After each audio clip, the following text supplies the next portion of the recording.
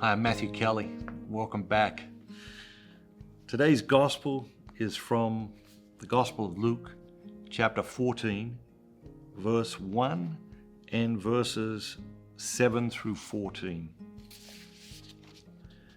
One Sabbath, when Jesus went to dine at the house of a ruler who belonged to the Pharisees, they were watching him. Now, he told a parable to those who were invited.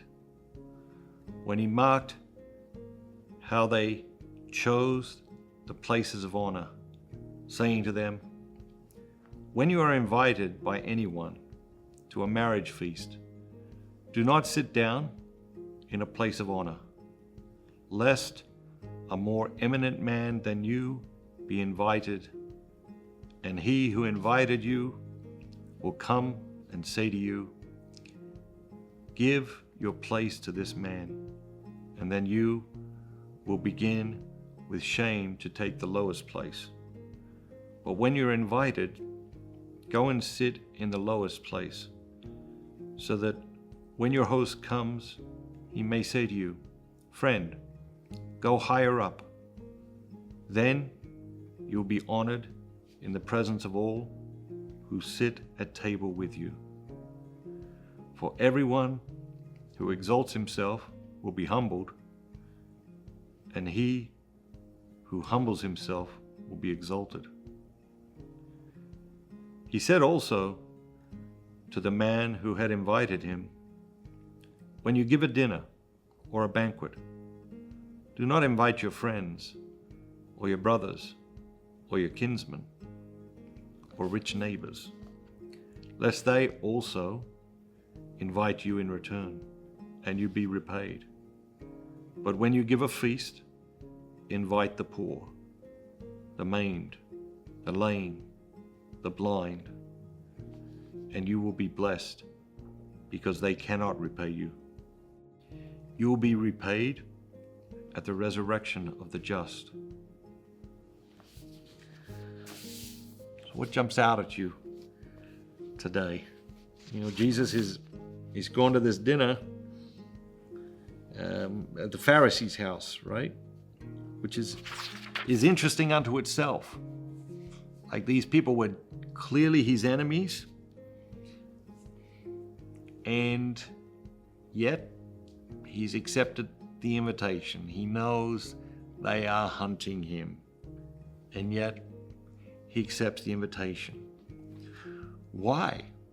Well, lots of reasons, I think. Some of them maybe we can begin to understand.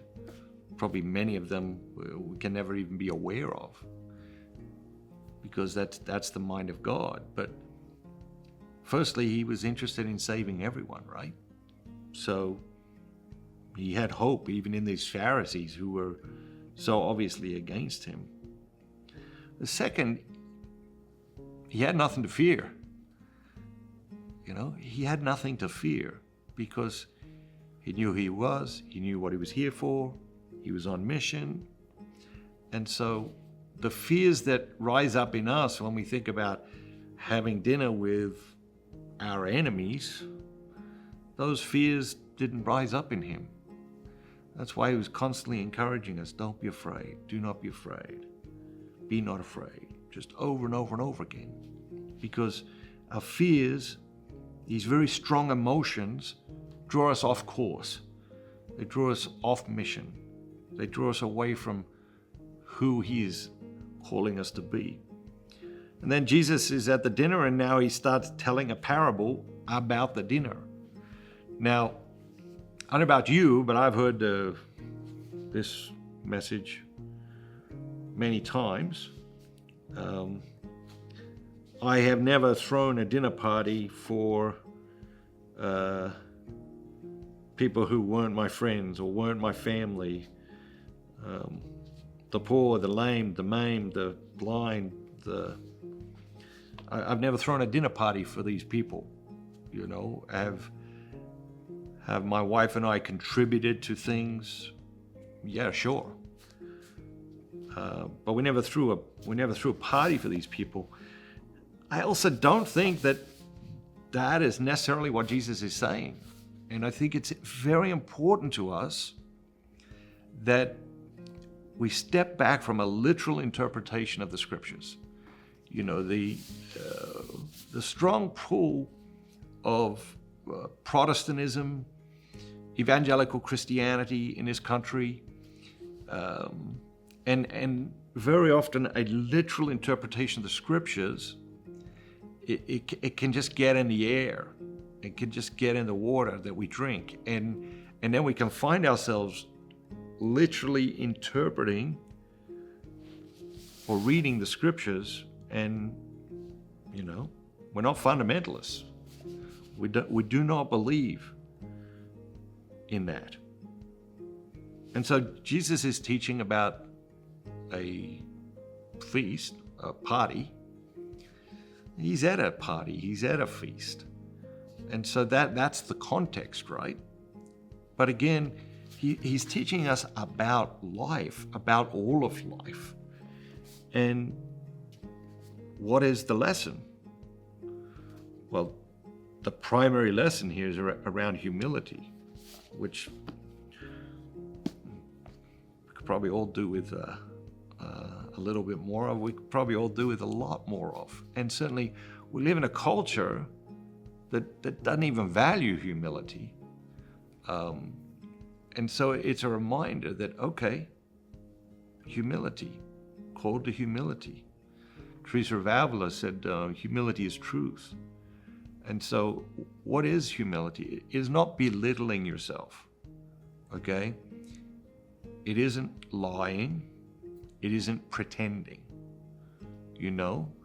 So for me to pretend that the gifts God has given me, He hasn't given me, or for you to pretend that the gifts God has given you, He hasn't given you, well, that's not reality. That's not truth. And so how can you have great gifts and still be humble? And the answer to that is by recognizing, like, who is the giver of the gifts. You know, you have a great gift, but somebody gave it to you. God gave it to you. And so you received it, maybe you developed it, but He gave it to you. And so this fundamental understanding of the source of goodness, because you are capable of goodness. Why? You're created in the image of God. You know, you are gifted and talented in different ways. Why? Created in the image of God. And that's the truth. But the goodness, its source is in God. Our gifts, their source is in God. And so when someone praises us, that's fine. But in that moment, we should be praying. We should be praising God. Whatever they're praising in us, that praise belongs to God. You know, maybe they saw you do a good deed. Maybe they saw your kindness. Maybe they saw your generosity. Maybe you're great at throwing a split finger fastball. And they saw that and they praised you. And great. That's truth. To acknowledge great gifts, that's truth. But when they're praising us, we should be praising God. We should just be passing the praise on in just a prayer and just a realization, okay, that's lovely, but that praise belongs to God. And when the praise stops with us, that's when we become prideful. When the acknowledgements stop with us, that's when it becomes prideful. When the gifts stop with us, that's when it becomes prideful. And so today's reading is a invitation to humility and to generosity. And the latter absolutely requires the former, because the more we realize that all is gift from God, the more likely we are to be generous, abundantly generous with other people and abundantly generous with God. Have a great day.